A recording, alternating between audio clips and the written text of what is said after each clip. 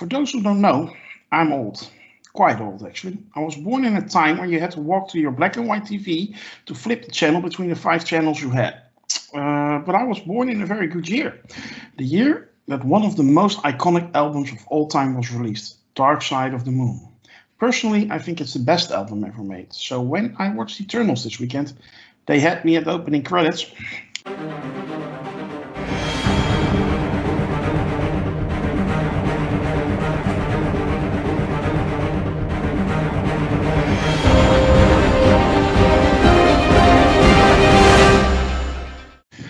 Hello and welcome to the review of Champions. Today we're going to talk about Marvel Studios' 26th movie, Eternals. With me are Mr. TaylorFirst and Mr. Lord Deathman. Maybe Jeff from the MCU's Bleeding Edge will join us later. We'll see.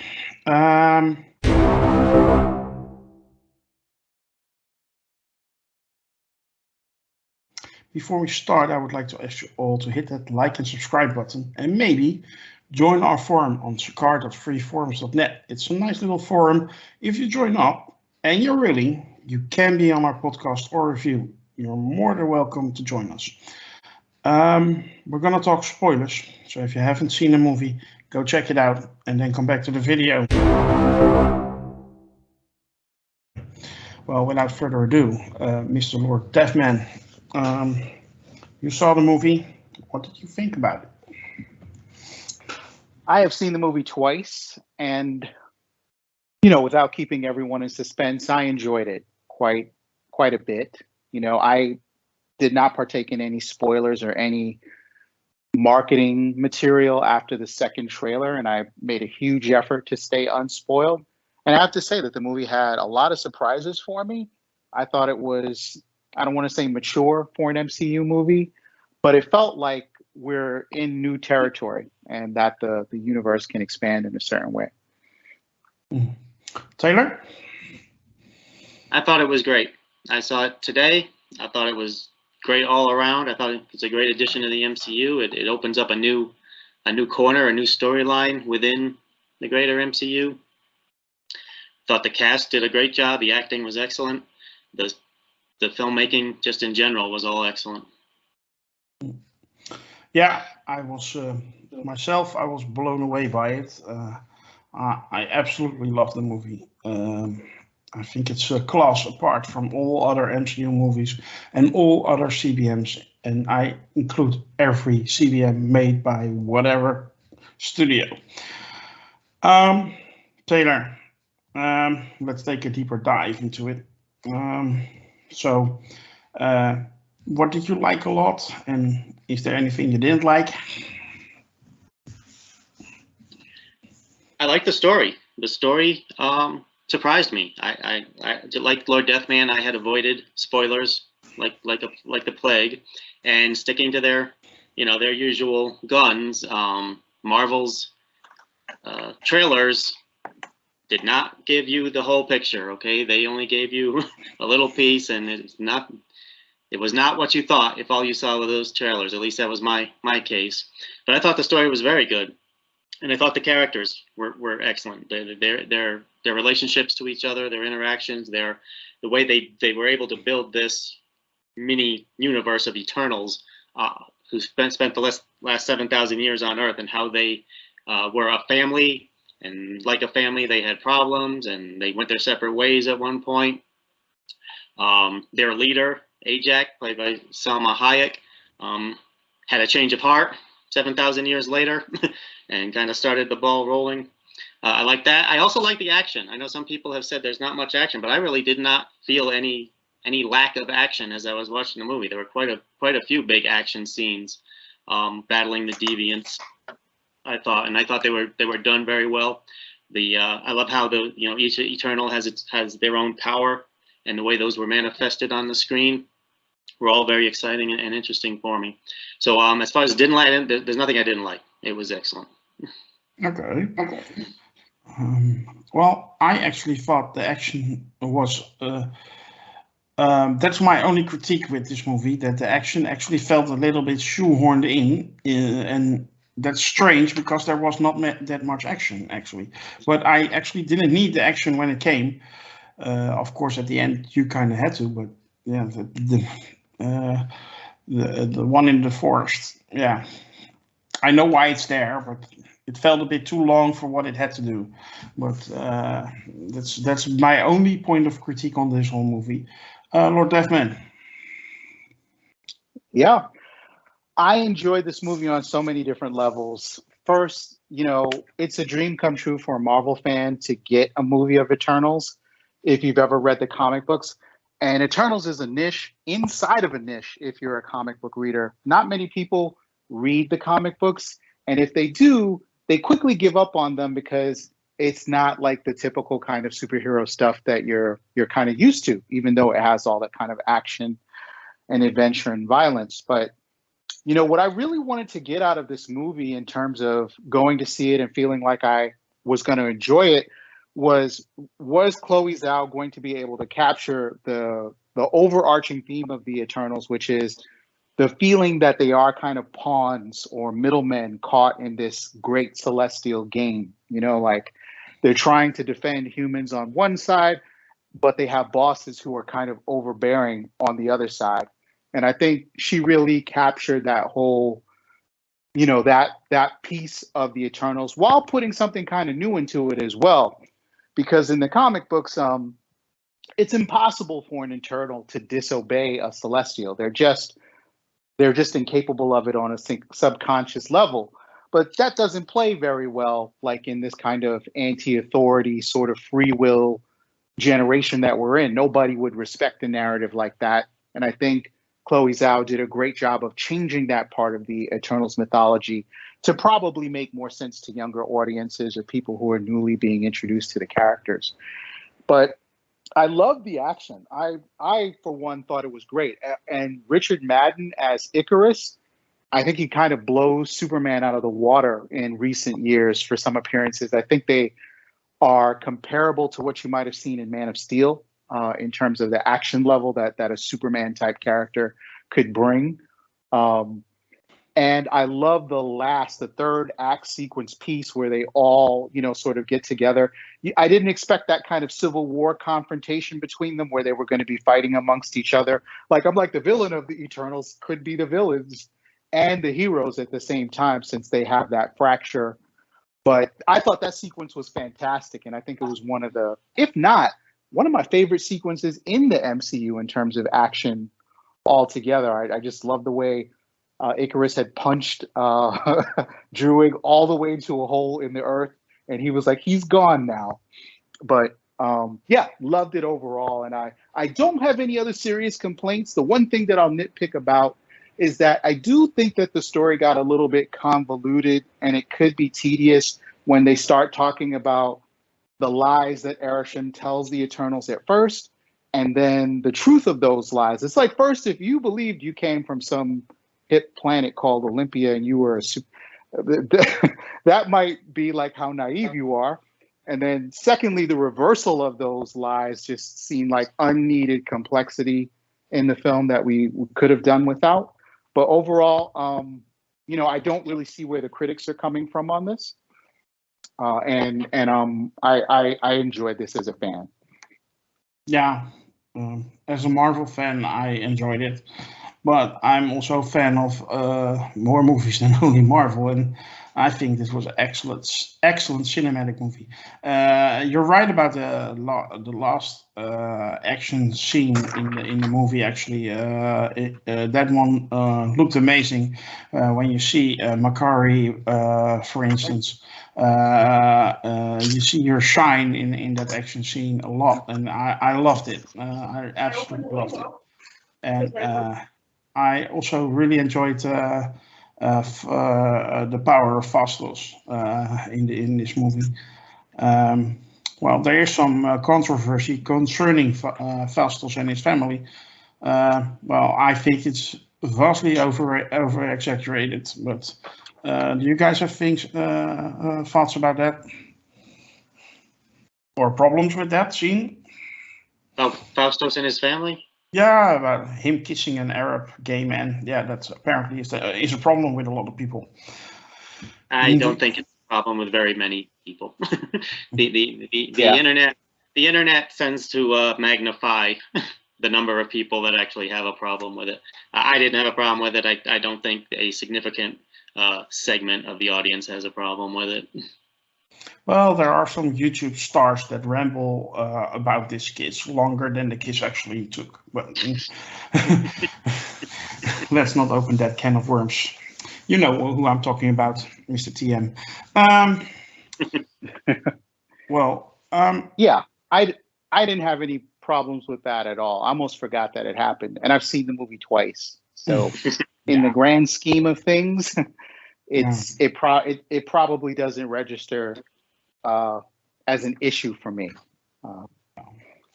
I think the more important is Faustus's character arc. Throughout the 7,000 years. Yeah. And for all they did this to a degree, one degree or another, for all the characters, and I thought it was all done very, very beautifully. But just for him as an example, he was the one pushing to give humans more technology faster and let them advance quicker. And then he had, a complete 180 turnaround when he saw how much destruction we were capable of.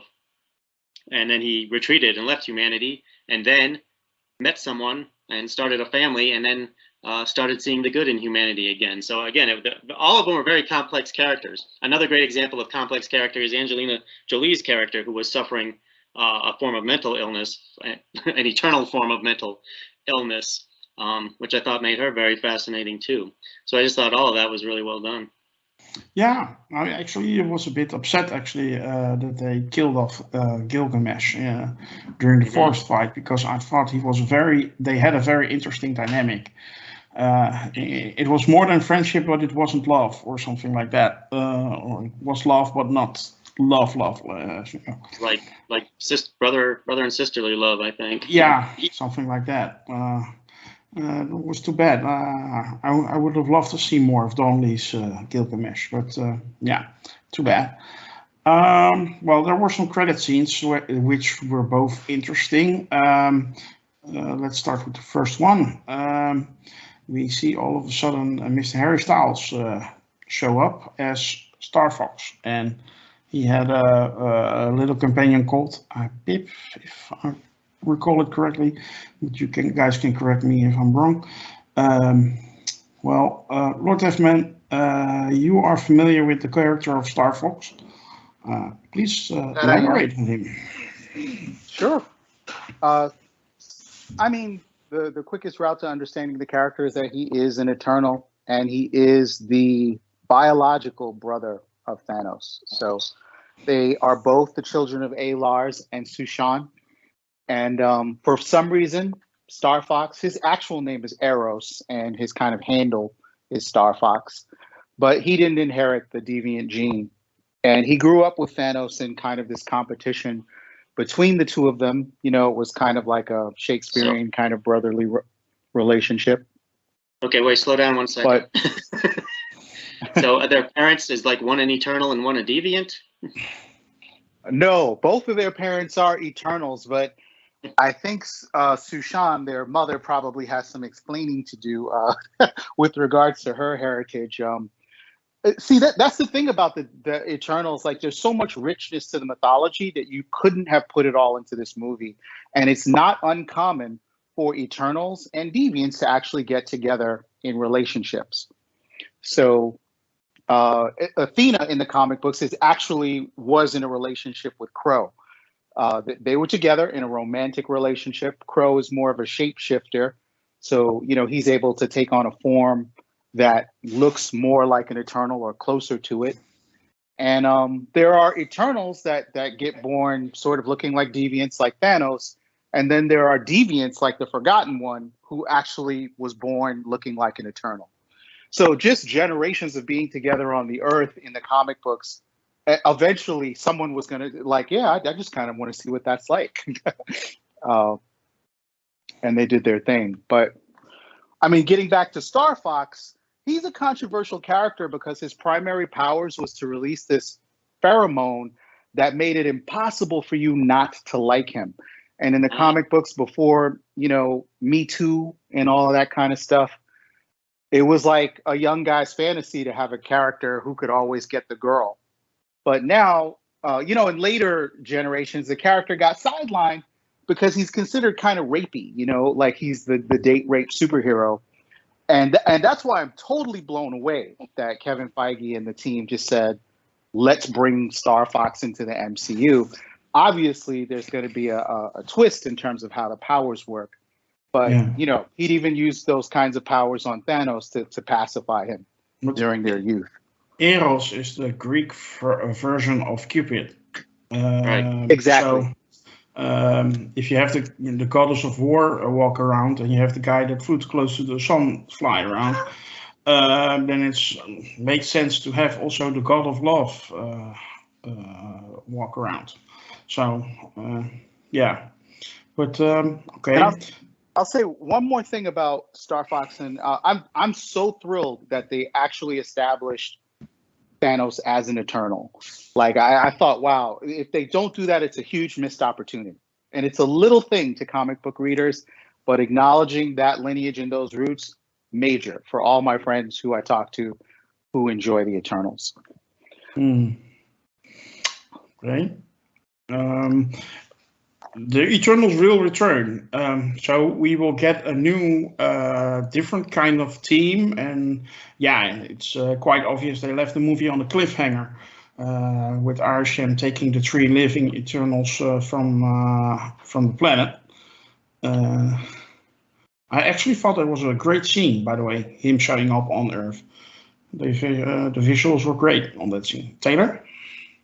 Yeah, about that scene real quick, because I didn't quite catch it. Who were the 3 that he took? Was it Cersei, Faustus, and who was the 3rd? I think Kingo. Kingo, okay. Yeah, because Sprite was made human. Yes. I thought it was very clever by Marvel, by the way, because that was actually something I was thinking about. If they have an Eternal that is a kid, and they cast a kid actor, and they have sequels like every 3 years, she will grow up, but the character is not supposed to. So this is actually very clever. Well, if you recall, we discussed that actually when when we were discussing the second trailer in our podcast. Yeah. And I believe we said they will wave a magic wand so that she could get older. And I was correct that time. But will she still have her power? She's only made human. That's the question. Maybe she'll become like a little Black Widow or something. Or like a witch. We have some witches running around in the MCU. Maybe she'll become a scientist or something. Who knows? Maybe she'll I mean, high school's going to get boring real quick. If you're 7,000 years old. Yeah. The second credit scene dealt with Mr. Dane Whitman and Ebony Blade. As I understand it, Chloe Zhao confirmed that the voice heard is the one of the actor going to be playing Blade, and I'm probably going to rape his name, but I will try it anyway. Mahershala Ali. Did I say that right? Close. Okay. I think it's Mahershala Ali, like Ali the fighter. Yeah, thank you for saving me. But it was the first little cameo from Blade as well. You don't have that much knowledge of Black Knight, you were telling me? Not a lot. He's not one of the more exciting characters when you think about the Avengers. I did read the character, and I read several stories with him, but I feel like they just never went into who Dane Whitman was as a person, any of his relationships, or even his lineage and his relationship to the Ebony Blade. But I guess we'll figure that out. Yeah, apparently they were teasing his uncle, and his uncle was had a big fight with Iron Man or something like that as the Black Knight, and something he inherited the Ebony Blade or something, and there's a curse on the blade, There is. If you use it to spill blood, the person who does it will turn into stone or something. Yeah, that's the curse itself has changed throughout the comic books more than once. And if you want like an analog to the Black Knight, if you remember the character Katana from Suicide Squad, who also had a cursed artifact, they're kind of like cut from the same cloth as characters. The famous Marvel DC same characters with a different name thing. Yeah, let's face it. They do that a lot, but it's a matter of execution. Who does it best? Well, I know who I'm rooting for. Well, okay, so does it mean Dane Whitman, Black Knight, will be involved with like the monsters of Marvel side of things, like Blade, Moon Knight, stuff like that? It involves a cursed artifact. You know, it seems like it could be a good fit for horror if they were trying to reimagine it. Say if it's gotten the attention of Blade, there must be some sort of connection to, if not vampires, some sort of occult or supernatural evil beings of some sort. There must be some connection. I don't know anything about Black Knight in the comics, but I'm really excited to see what he does in the MCU. It's always great to get a new hero and a new character. And I loved I didn't get a chance to mention on the first credits scene. I love that they left it on a cliffhanger. A lot of people were saying or thinking, including myself, that we might not see Eternals anymore, or at least not, as a group. But I think that pretty much seals it. That it is going to be another Eternals-centric movie. Yeah, we are going to see them working together again, and I'm very glad about that. And yeah, I don't see it shoehorned into another property or something. The situation as it is, they will need to have a sequel. Yeah, I think so, and that's great. Also, Pip. When Pip first appeared, I didn't recognize Harry Styles, but I recognized Patton Oswalt's voice. I knew that was Patton Oswalt the minute he opened his mouth, the little hobbit creature that came through there. So he's always fun, so that's good. MODOK, he played MODOK, so there you go. Yeah. He played also like 27 Koenig brothers on Agents of S.H.I.E.L.D., but that's another story. That's right. He played a whole bunch of characters. Yeah. As far as the final scene, well, we already talked about that. If killing someone with the blade curses you, it kind of defeats the purpose of being a blade, doesn't it? A blade is kind of designed to draw blood, right?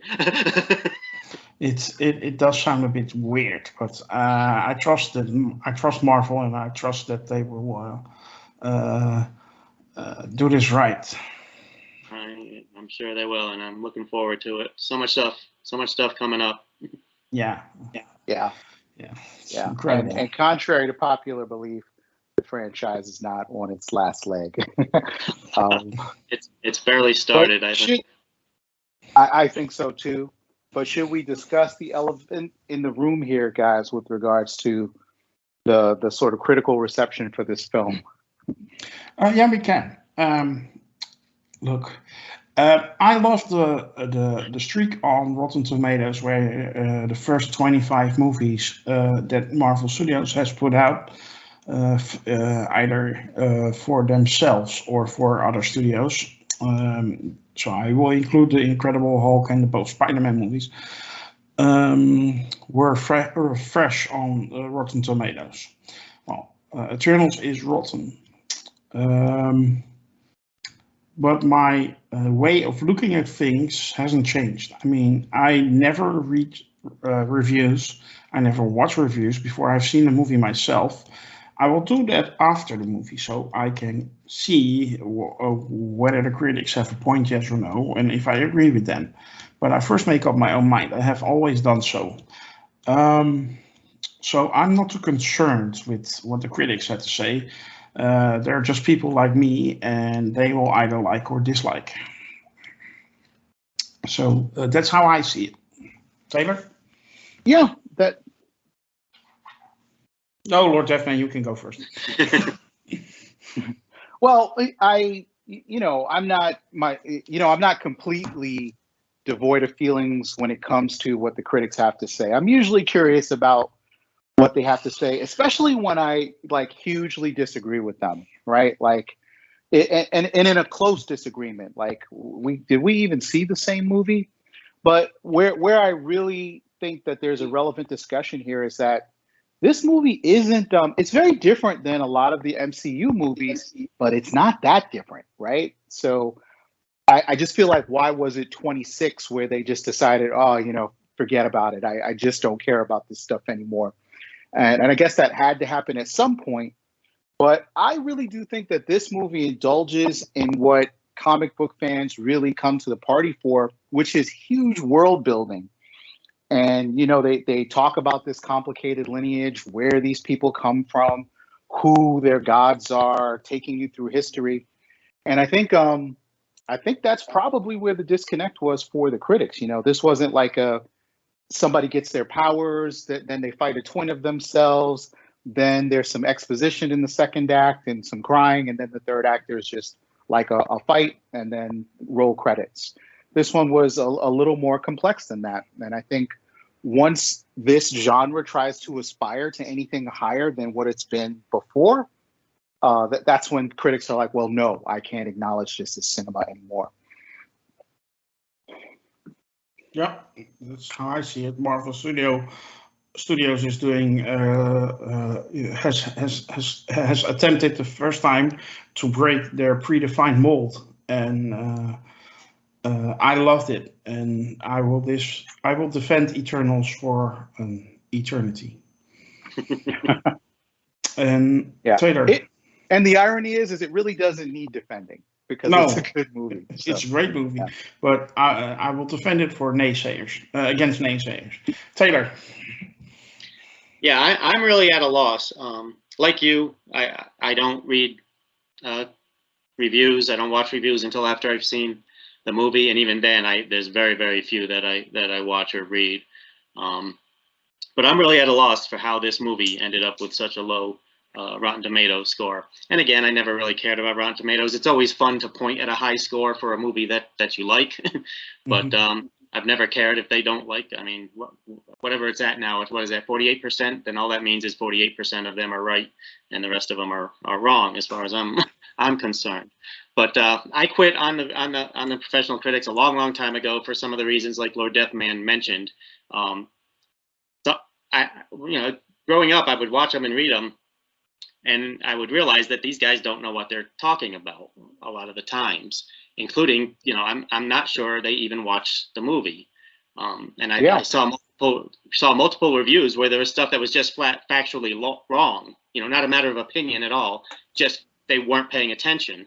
And then they went and actually published a review in a newspaper or something about it. And they said stuff that was just completely wrong. But for this movie, again, I'm at a loss. I don't see how anyone could say this movie is of a lesser quality than the other MCU movies, much less some of the other superhero movies we could mention. It's got a lower score than Venom or Wonder Woman 84. I mean, come on, can anyone say with a straight face that this movie is not better than those movies? Which are good movies. I like it, but come on. Funny that you mentioned Venom, actually, because Venom is also a movie that didn't sit well with the critics. But if you look at the audience score for Venom, it's really high. And guess what? The audience score for Eternals on Rotten Tomatoes is 81%. Yes. Wow. It's pretty high. Audience dig this movie.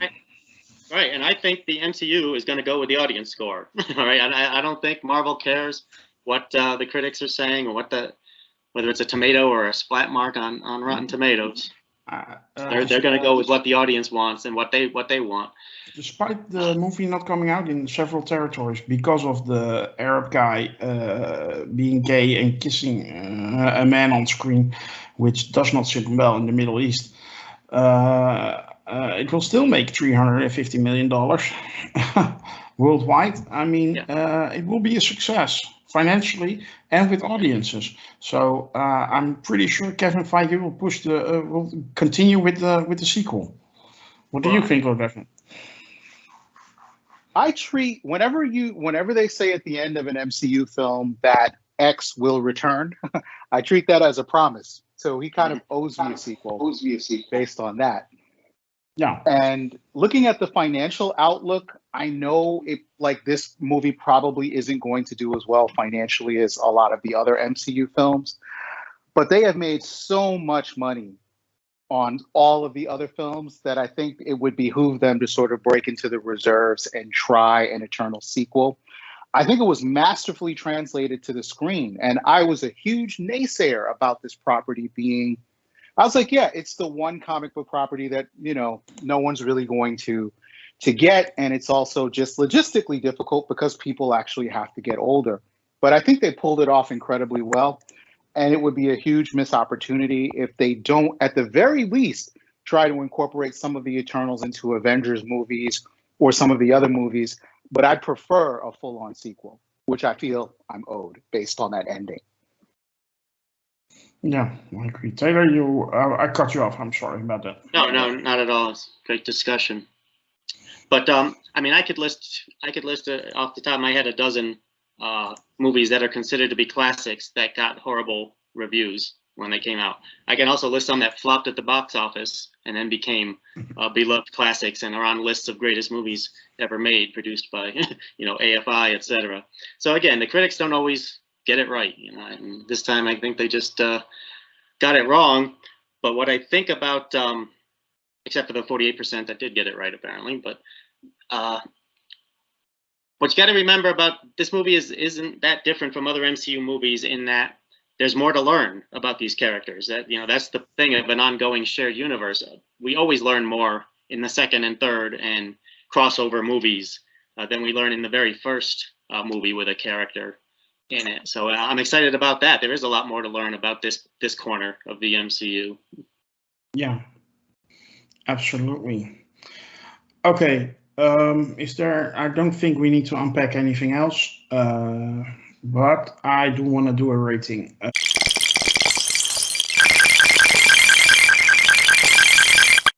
Taylor, I will let you go first. Well, I thought quite a bit about this. I was really on the fence between a 9 or a 10. So I decided I'll go with 10 out of 10. I'm going to go 10 out of 10 for the Eternals. Okay. Lord Deathman. Well, I also did give this some thought. I'm not too far behind Taylor. I'm giving this movie an 8.5 out of 10. I didn't go all the way to 10 because I do think that there were some small flaws with the film in terms of just the logic of what was going on at times.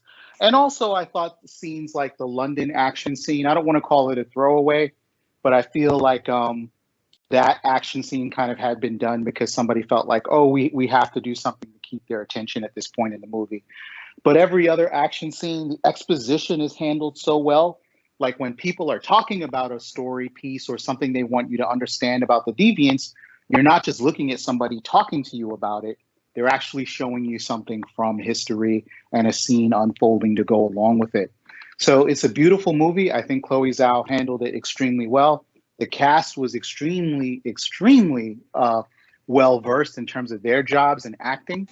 And my favorite character in this movie is Icarus. I just thought his arc was, it was a huge surprise to me, the sort of heel turn he did towards the end of the film. So 8.5. Absolutely. Well, I gave this rating one time before, and that was for the final episode of Falcon and the Winter Soldier. And I also said it already on Twitter, so my followers already know. I give this movie a 6.16 out of 10. Wow. And that's no coincidence. So does this mean that Eternals is your number one MCU film? Yeah, but I want to elaborate on that. I think Eternals is so different and so unique that you cannot really compare it to other movies in the MCU. As a direct comparison, which one is better? I think this is way better than anything the MCU has ever done as a movie.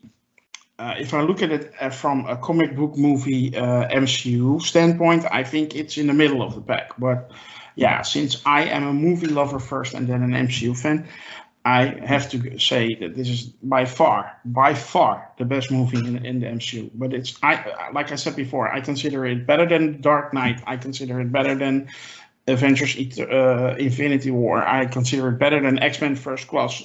I consider it better than Spider-Man 2, to name a few of my all-time favorite comic book movies. But pure as a cinematic movie, I mean, there were shots in there that were so hauntingly beautiful.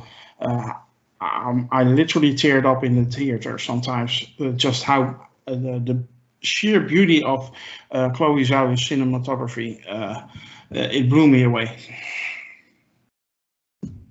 Yeah. Agreed.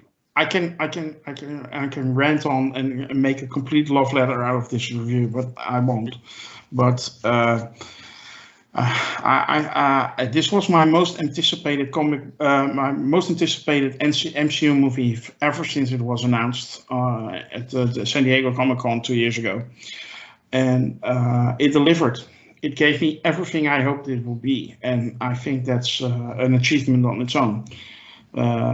If you go in with high expectations and they are met, yeah, what else can you want as a fan? Well, I silenced the panel. Whoa. That does not happen. Usually they have some comment. But okay. Yeah, all I can say I'll is change my score to 11. It is. I hate ranking things, and I hate trying to, make one thing seem more special or important than the other one. And I'm struggling with where to put this, but it's a top tier MCU movie for me. And I think that this just represents so much growth for the franchise, and there's always pain that comes with growing. Like this is the growth spurt that the franchise needed. And I could easily put this in my top 5, but I might have to see it one more time just to make my final decision about ranking. I already know I will see this movie like another 15 times in my life. So I can't wait for it to drop on Disney Plus or come out on DVD. But that's just me, and maybe I will go to the theater again. Maybe I will go to Eternals for a second or third time instead of Spider-Man No Way Home. But that's we have to Shots fired. Yeah, well, let's just hope it's not that bad as I feared. This will conclude our review for Marvel Studios Eternals. Before we finish, I would like to ask you once again to hit that subscribe button and notification bell on YouTube. Follow us on Twitter, like our Facebook page. Join the forum on Sakar. That way you will never miss us and we won't have to miss you. Thank you, and see you next time for our next movie review. Big chance of that being Spider-Man No Way Home. Be also on the lookout for our upcoming Hawkeye and the Book of Boba Fett review series. Bye.